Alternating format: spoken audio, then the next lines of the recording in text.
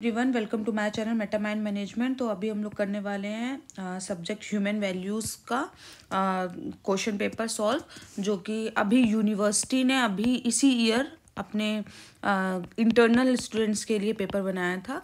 तो जैसा अभी तक हम लोग ने पैटर्न देखा है, लगभग 20 to 30% तो वो सेम क्वेश्चनिंग दे ही रहे हैं। और अगर को करिकुलर एग्ज़ाम की बात है तो पिछली बार बहुत सारे क्वेश्चंस उन्होंने कॉपी कर रखे थे जो अपने एग्ज़ाम में दिए थे।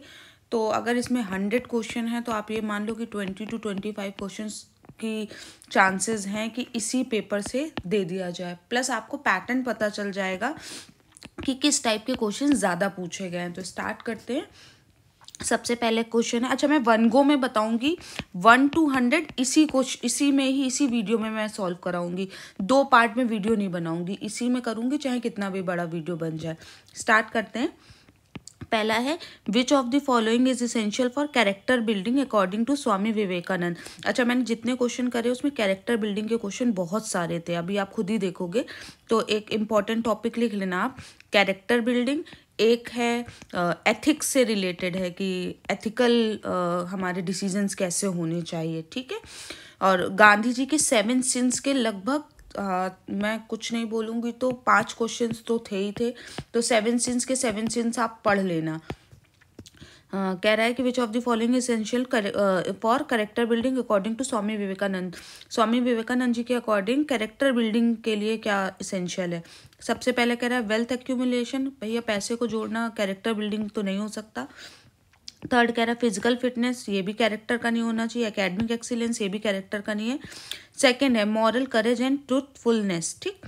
सेकंड है character building involves. Character building क्या इन्वॉल्व करता है, देखो सेकंड क्वेश्चन भी कैरेक्टर बिल्डिंग का है। Developing ethical and moral principle. इतना याद रखो, कैरेक्टर बिल्डिंग का कॉन्सेप्ट जो है वो कहीं ना कहीं स्वामी विवेकानंद जी ने दिया था। फिर उसका मेन जो वो होता है मीनिंग होता है मॉरल करेज एंड ट्रूथफुलनेस, सच्चाई से रिलेटेड होता है। कैरेक्टर बिल्डिंग इन्वॉल्व करता है किसको, कि आपकी एथिक्स डेवलप हो और मॉरल प्रिंसिपल डेवलप हो। फिर थर्ड क्वेश्चन भी कैरेक्टर बिल्डिंग का है, देखो the primary goal of character building is, primary main goal क्या होता है कि वो क्या कर पाए, कल्टिवेट इंटीग्रिटी, आपके अंदर ईमानदारी को कल्टिवेट कर पाए और डिसिप्लिन ला पाए। यही होता है कैरेक्टर बिल्डिंग का मेन प्राइमरी मोटिव। कह रहा है कौन सी ऐसी फिलॉसफी है जो एम्फेसाइज करती है कैरेक्टर बिल्डिंग को through selfless service. Vedanta, Buddhism, Jainism and Bhagavad Gita. तो बुद्धिज्म जो इंडियन फिलॉसफी है उसने एम्फेसिस करा था कैरेक्टर बिल्डिंग को थ्रू सेल्फलेस सर्विस। नेक्स्ट है character building is closely linked to ethical decision making. देखो बेटा 5 क्वेश्चन लगातार आपके कैरेक्टर बिल्डिंग के है। अब आ गया देखो नेक्स्ट क्वेश्चन गांधी जी के 7 सिंस का। Which of the following is not one of the Gandhi ji's 7 social sins. इनमें से कौन सा नहीं है। पॉलिटिक्स विदाउट प्रिंसिपल है, वेल्थ विदाउट वर्क भी है, प्लेजर विदाउट कंसाइंस भी है, एजुकेशन विदाउट वैल्यूज, ये इनके 7 सिंस में नहीं था। तो this is odd one out. Next फिर गांधी जी का है, Gandhi ji is wealth without work refers to wealth, बिना काम के क्या रिफर कर रहा है, तो ये यही दिखा रहा है accumulating wealth through unethical means. आप बिना काम करे पैसा कमा रहे हो तो कहीं ना कहीं आप अनएथिकल मीन से कमा रहे होगे। तो वही इसका मीनिंग यही है कि आप एक्यूमुलेट कर रहे हो वेल्थ थ्रू अनएथिकल मीन्स के थ्रू आप धन को कमा रहे हो। Which sin focuses on the misuse of science and technology. Again Gandhi ji के 7 सिंस का तीसरा क्वेश्चन कह रहा है इसमें से कौन सा ऐसा जो वो है सिन है वो फोकस कर रहा है साइंस और टेक्नोलॉजी के मिसयूज को। तो ये सेकंड वाला science without humanity, science without humanity misuse को रिफर करता है टेक्नोलॉजी के साथ। नेक्स्ट फिर ये जो प्लेजर विदाउट कंसाइंस, ये भी गांधी जी का 7 सिन में एक पॉइंट था। तो प्लेजर विदाउट कंसाइंस क्या सजेस्ट करता है, ये सजेस्ट करता है कि enjoyment should always align with moral responsibility. आपके इंजॉयमेंट से किसी को दुख नहीं पहुंचना चाहिए। तो इसका ये मीनिंग है, ठीक है, कि इंजॉयमेंट शुड ऑलवेज अलाइन, ये हमेशा अलाइन होना चाहिए मॉरल रिस्पॉन्सिबिलिटी के साथ। अगेन देख लो 4 क्वेश्चन हो चुके हैं गांधी जी के सिन से, 7 सिन से। नेक्स्ट अगेन 5वां क्वेश्चन गांधी जी के 7 सिन से ये, commerce without morality refers to, commerce बिना मॉरलिटी के, इस ये क्या रिफर करता है, ignoring social responsibility in trade practices. Commerce मतलब ही ये ट्रेड प्रैक्टिस, तो जब हम सोशल रिस्पॉन्सिबिलिटी को इग्नोर कर देते हैं ट्रेड प्रैक्टिसेस में तो हम इसको क्या बोलते हैं, कॉमर्स विदाउट मॉरलिटी।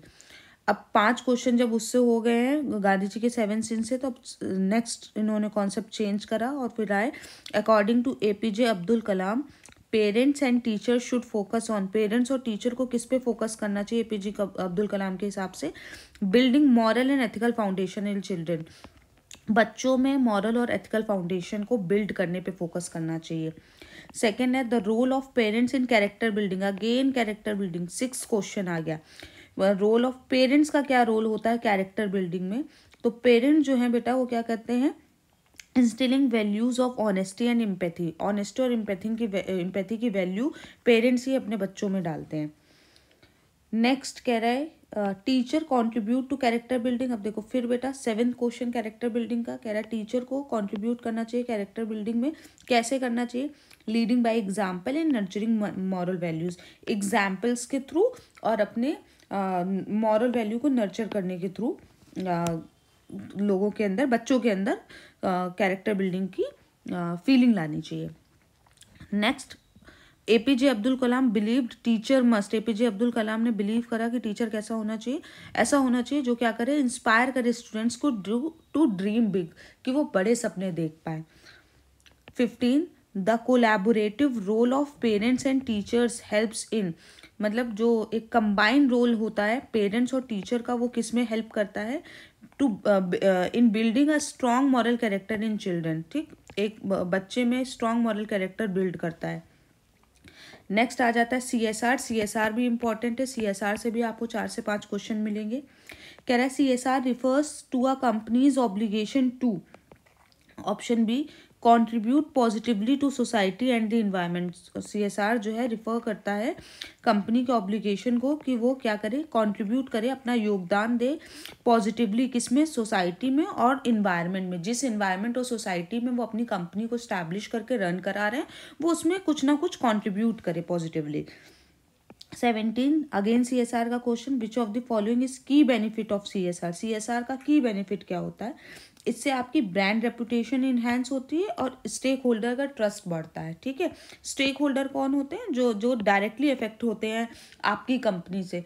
तो अगर आप दूसरों के लिए कभी अच्छा कर रहे होते हो तो लोगों को ट्रस्ट बन जाता है आपके ऊपर कि आप गलत काम नहीं करोगे, वो आपके ऊपर इन्वेस्ट करने लगते हैं। तो सीएसआर का की बेनिफिट होता है ये। नेक्स्ट अगेन सीएसआर का question, Ratan Tata CSR philosophy emphasizes on. Ratan Tata ji की सीएसआर फिलॉसफी किस चीज़ पे एम्फेसिस करती थी, ये वाले, option D, community development and ethical practices. वो कम्युनिटी का डेवलपमेंट पे सोचते थे और एथिकल प्रैक्टिसेस अपनाते थे।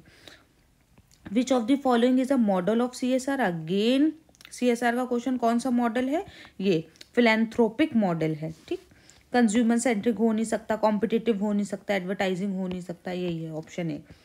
कह रहा है CSR activities, again six question होगा, 5th या 6th क्वेश्चन सीएसआर का। कह रहा है CSR activities contributes to which SDG goal, किस में कॉन्ट्रीब्यूट करता है, इसमें इन्वायरमेंटल प्रोटेक्शन, सबसे पहले तो इन्वायरमेंट प्रोटेक्ट होता है, पॉवर्टी रिडक्शन, गरीबी हटती है, और एजुकेशन और पढ़ाई में सहयोग करता है। ठीक, आप देखो आईटीसी अपने प्रोडक्ट का 1 रुपये देता है गरीबों की लड़कियों की पढ़ाई में देता है। ठीक है, तो कोई गरीबी में देता है, कोई इन्वायरमेंट के प्रोटेक्शन में देता है, ठीक है, कोई पेड़ लगाता है।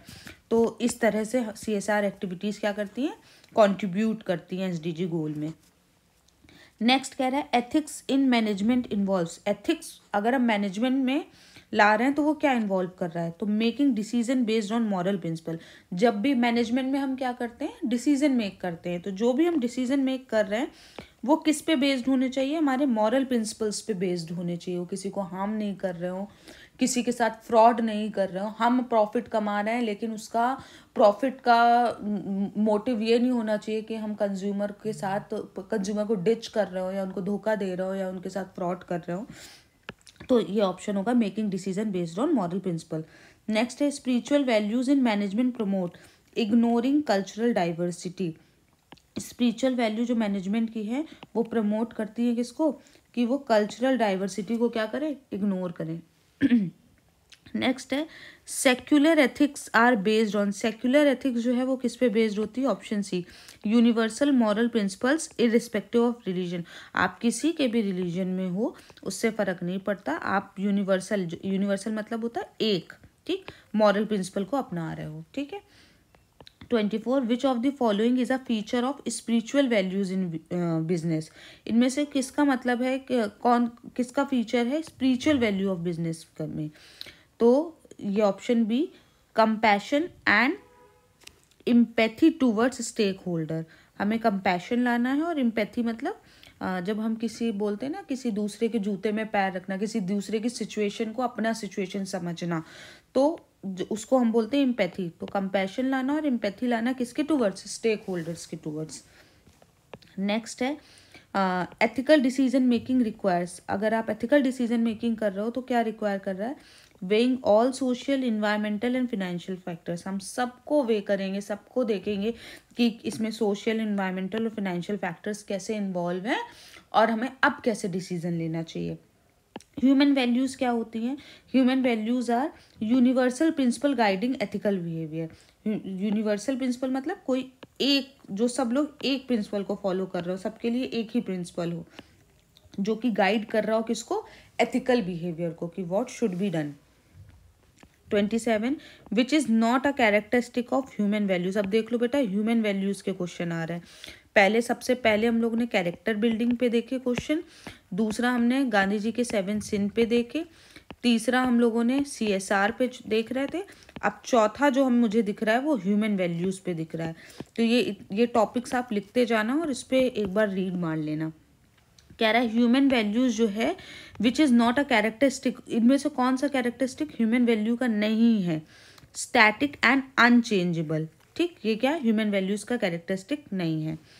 कह रहा है human values are critical for, ये ह्यूमन वैल्यूज जो हैं वो क्रिटिकल हैं किसके लिए? बिल्डिंग ट्रस्ट एंड कोलैबोरेशन, हमारे ट्रस्ट और कोलैबोरेशन को बनाने के लिए। नेक्स्ट कह रहा है ह्यूमन वैल्यूज का एक एग्जाम्पल है क्या? एम्पैथी। कंपटीशन हो नहीं सकता, अथॉरिटी हो नहीं सकता, प्रॉफिट मैक्सिमाइजेशन हो नहीं सकता, एम्पैथी। एम्पैथी मतलब क्या? किसी दूसरे की सिचुएशन को अपना समझना। Next, human values plays a significant role in ethical leadership and decision making. Human values को कहीं ना कहीं बेटा हर तुम ऑप्शन में देखना एथिक्स से रिलेट किया गया हो, तो जब कुछ ना समझ में आए तो जहाँ पे जिस ऑप्शन में एथिक्स वर्ड लिखा हो उसको चूज कर लेना। नेक्स्ट, ये लगभग 5 से 6 क्वेश्चन आ गए तुम्हारे ह्यूमन वैल्यूज के। अब कह रहा है इंडियन कल्चर जो है वो एम्फेसाइज करता है ह्यूमन वैल्यूज को, such as unity and diversity, ठीक है। यूनिटी और यूनिटी मतलब एकजुटता और डाइवर्सिटी मतलब विभिन्नता। हम लोग बोलते हैं ना कि हमारे पास India is the only country जिसमें विभिन्न धर्म के और धर्म में भी विभिन्न कल्चर के डिफरेंट कल्चर्स इन्वॉल्व हैं, लेकिन फिर भी हम लोग सब लोग एक साथ एक दूसरे के त्यौहार मनाते हैं। तो हम लोग डाइवर्स हैं, फिर भी हम लोगों के बीच में क्या है? यूनिटी है।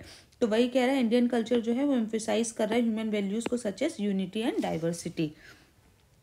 नेक्स्ट कह रहा है in the Indian scenario dharma refers to, धर्म किसको कहते हैं इंडियन सिनेरियो में? तो ये rights, duty and ethical living, जिसमें हम बोल रहे हैं कि इसका मतलब हो गया कि हम सही के मार्ग में चल रहे हैं, सत्य के मार्ग में चल रहे हैं विद एथिकल लिविंग, ठीक है। हम किसी भी धर्म को फॉलो कर रहे हो, कोई भी धर्म है, हमारा हर धर्म हमें यही बता रहा है कि हमें क्या करना है? एथिक्स के साथ रहना है, मतलब सच्चाई के साथ या सही काम करना है। तो ये क्या हो गया?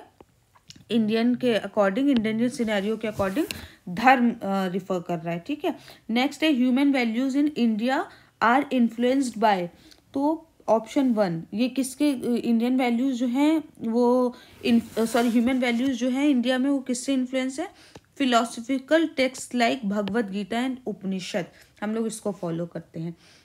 नेक्स्ट है कह रहा है कि an example of promoting human values in Indian society is, ये इनकरेजिंग सस्टेनेबल डेवलपमेंट प्रैक्टिसेस। एक वो एग्जाम्पल बताइए जिसमें हम प्रमोट कर रहे हैं ह्यूमन वैल्यूज को इंडियन सोसाइटी में। ऑप्शन देख लिया करो। रिड्यूसिंग कल्चरल डाइवर्सिटी, क्या हम लोग कल्चरल डाइवर्सिटी को रिड्यूस कर रहे हैं? नहीं, बिल्कुल ऐसा नहीं कर रहे हैं। इग्नोर कर रहे हैं रूरल डेवलपमेंट को? नहीं, ये भी नहीं है। फोर्थ है avoiding social responsibility, social responsibility को अवॉइड कर रहे हैं, नहीं, यही ऑप्शन से ये क्या कि इनकरेज कर रहे हैं सस्टेनेबल डेवलपमेंट प्रैक्टिसेस को। ह्यूमन वैल्यूज़ के बेटा लगभग अभी तक 10 क्वेश्चन आ चुके हैं। फिर देखो नेक्स्ट भी ह्यूमन वैल्यूज़ का, human values in Indian management encourages number 1 ethical leadership and sustainable business practices, यही अभी इसी को रिपीट कर दिया दूसरी लैंग्वेज में। नेक्स्ट है which Indian business leader is known for significant contributor to education and health through CS, कह रहा कौन सा ऐसा बिजनेस लीडर है जो इसने सिग्निफिकेंट कॉन्ट्रीब्यूशन करा है एजुकेशन और हेल्थ में अपने CSR एक्टिविटीज से, इनिशिएटिव से, तो ये अजीम प्रेम जी ने ऐसा करा हुआ है।